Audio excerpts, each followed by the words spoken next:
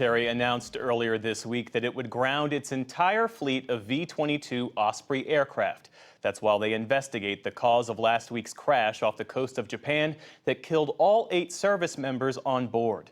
The military took the extraordinary step of grounding the fleet after an initial investigation found something wrong with the aircraft itself that led to the crash, and not errors by the crew.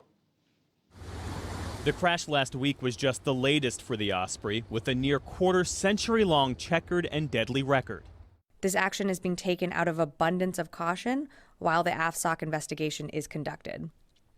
As each service conducts operational safety reviews within their fleets, each will reevaluate their respective grounding bulletins and then determine timelines for resuming flight operations.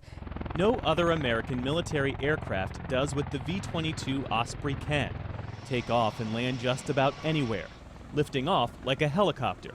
But when its rotors are tilted forward, it can fly fast and far like an airplane. Almost all of the military services rely on Ospreys. For the Marine Corps, it's their workhorse. The Navy flies people and supplies to aircraft carriers.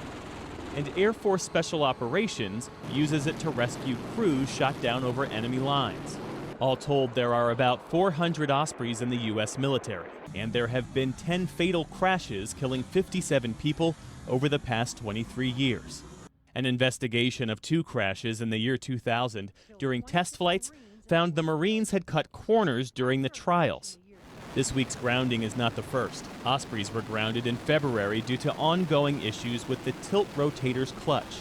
Last year, the Air Force grounded its fleet for the same reason. It is so challenging and complicated from a mechanical standpoint to create this platform. You're going to have issues from time to time. Brian Alexander is a former Army helicopter pilot. He's now a lawyer who has represented family members with loved ones killed in Osprey accidents.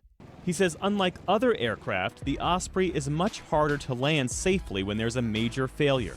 And it can't auto-rotate well like normal helicopters when the pilot uses the lift provided by the spinning propeller to land. When something goes wrong, it is unlike an airplane where you're usually at tremendous altitude with a lot of options maybe to get to a safe landing area, or even a helicopter, which is much more challenging and risky, but you've got auto rotation capabilities. That's really not the case for the Osprey. The utility that this aircraft brings to the military is enormous. It really gives you a complete new operating world. But we're paying the price for it. Rex Ravolo was a fighter-bomber aircraft pilot during the Vietnam War, and after he flew helicopters.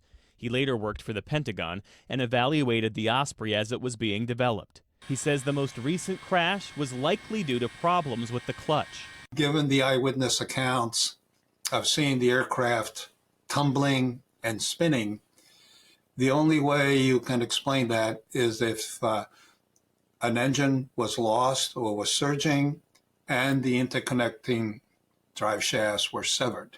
In 2003, Ravolo wrote a memo called Lingering Safety Concerns of the V-22.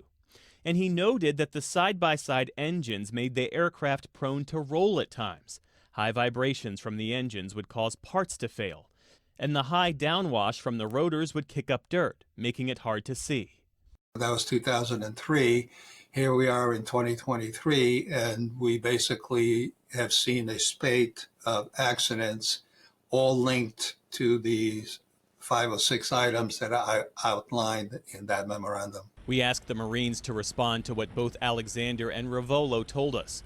In a written statement, they said the Osprey has a 10-year average mishap rate of 3.28 per 100,000 flight hours, and that the 10-year total Marine Corps average mishap rate is 3.36 per 100,000 flight hours.